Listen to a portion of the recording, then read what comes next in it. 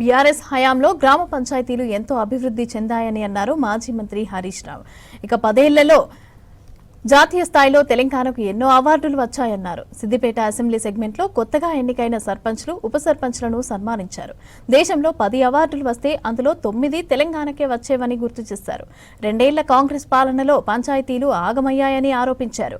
ఆదర్శ గ్రామాలు అధ్వాన్నంగా మారాయని విమర్శించారు హరీష్ రావు. ఎంతో ఆదర్శంగా అద్భుతంగా గ్రామాల్ని మనం తయారు చేసుకున్నాం.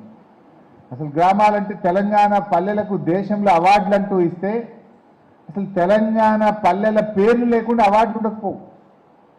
ఇట్లా ఉత్తమ సంసద్ యోజన కింద బెస్ట్ గ్రామాలు ఏవి అని ఒక 10 అవార్డులు దేశంలో ఇస్తే 9 తెలంగాణకి వచ్చింది.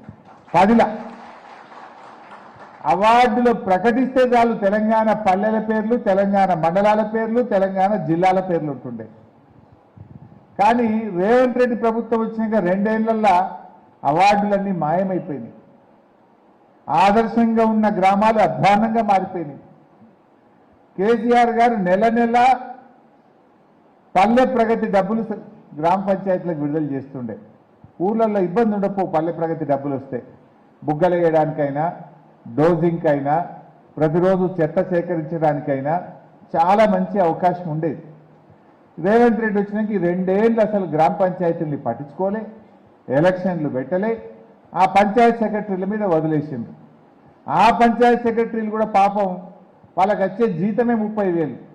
అందులోకెళ్ళి వాళ్ళ జేబుల డబ్బులు పెట్టి డీజిల్ పోసుడు, వాళ్ళ జేబుల డబ్బులు పెట్టి వాళ్ళు గ్రామ పంచాయతీలో బుగ్గలేయాల్సిన పరిస్థితి వచ్చింది.